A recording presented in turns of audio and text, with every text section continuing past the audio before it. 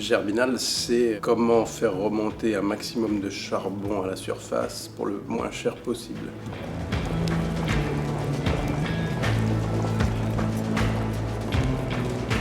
Philippe Hennebeau, c'est un homme qui est entre le marteau et l'enclume. Il a en dessous de lui les mineurs, qu'il commande, qu'il dirige, et il va essayer donc d'avoir le meilleur coût de production possible, et ça passe par la prise de risque et la mise en danger de la vie d'autrui, puisque des gens vont crever pour que ça coûte moins cher. Mais ce qui est intéressant, c'est qu'il a des gens au-dessus de lui. Il est obligé d'appliquer ce qu'on lui demande. Malgré la crise, nous avons atteint les objectifs fixés. Le charbon commence à être extrait d'un peu partout, en Europe en tout cas, et le client, au bout de la chaîne, lui achète ce qu'il y a de moins cher et de mieux. Donc on est obligé d'essayer de suivre la cadence de l'économie, de ce qu'on appelle le capitalisme. Deneulin n'est pas vendeur. À vous de le convaincre. Ou on trouvera quelqu'un d'autre pour le faire. En plus, chez lui, c'est pas le paradis. C'est-à-dire que sa femme a un amant qui n'est autre que son propre neveu. Arrête, Paul. C'est un grand jour, tu le sais. Allez, dépêche-toi. Qui a comme ça un dilemme amoureux terrible. Et il est prêt à aller au bout des mesures qu'il prend contre les mineurs, à générer une exaspération jusqu'à peut-être se faire tuer, se faire lyncher. Il y a des scènes où il est au bord de ça. Il se dit de toute façon la vie ne vaut plus la peine d'être vécue, c'est pas grave si je meurs sous les coups des mineurs.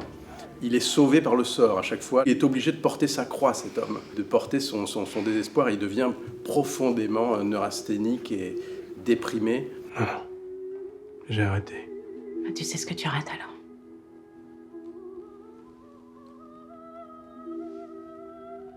Donc, il est présenté comme un salaud, pour faire plus court, mais on peut penser qu'il a ses raisons. Je ne sais pas si on peut l'aimer, mais on peut le comprendre.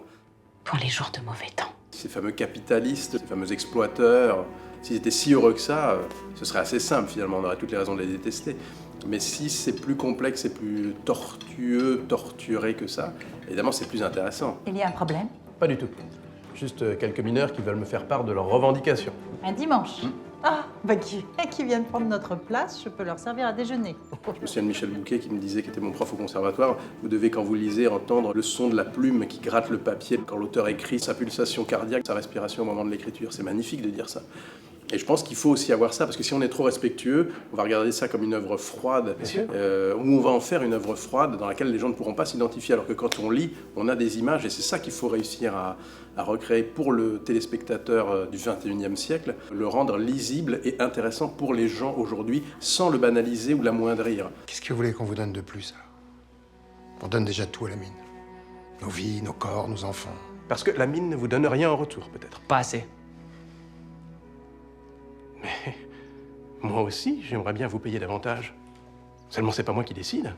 Je suis comme vous, moi, un simple employé. C'est pas une œuvre qui est datée, qui appartient au passé. On regarderait ça avec une loupe d'entomologiste en se disant « Ah ben, on vivait comme ça à l'époque, c'est tellement loin de nous, je comprends rien. » Non, c'est totalement ancré encore dans la réalité d'aujourd'hui et la précarité de tout ce qui se passe autour de nous, qui revient régulièrement. Moi, je suis en tant que consommateur responsable en même temps de cette précarité, puisque j'achète des choses qui ont été fondues grâce à du charbon chinois. Alors, Germinal est peut-être en route. Les mouvements sociaux, les rapports entre les gens, les rapports de force, l'amour aussi du travail, le besoin de profit, le besoin d'acheter le moins cher possible et les conséquences que ça peut avoir, ça existe très clairement toujours dans le milieu agricole aujourd'hui ou dans la société française d'aujourd'hui, en Europe et dans le monde entier. Donc l'œuvre a une résonance énorme. Il y a une valeur universelle qui court et qui courra, je pense, pendant toute l'existence de l'humanité.